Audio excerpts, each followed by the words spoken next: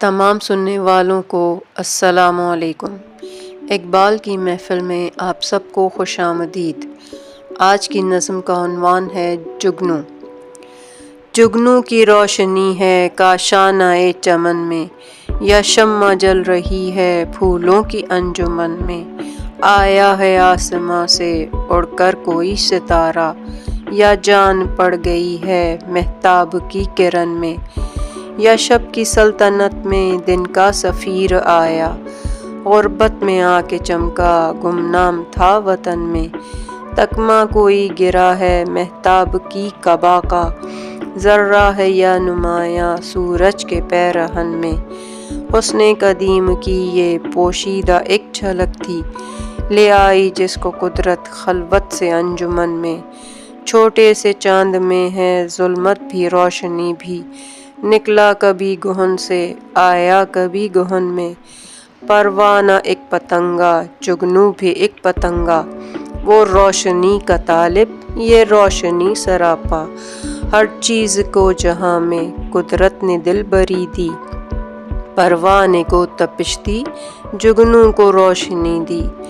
رنگین نواں بنایا مرغان بے زباں کو، گل کو زبان دے کر تعلیم خاموشی دی۔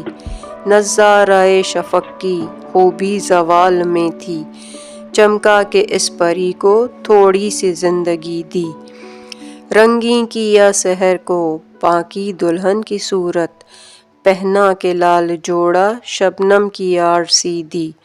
سایہ دیا شجر کو، پرواز دی ہوا کو، پانی کو دی روانی موجوں کو بے کلی دی۔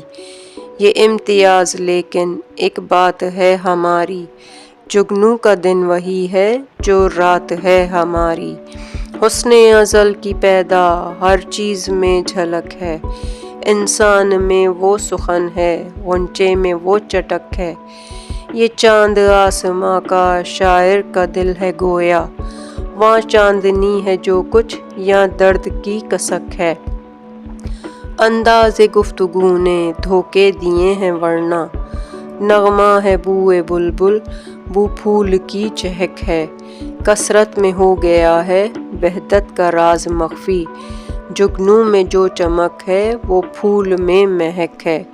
یہ اختلاف پھر کیوں ہنگاموں کا محل ہو، ہر شے میں جب کہ پنہاں خاموشی ازل ہو۔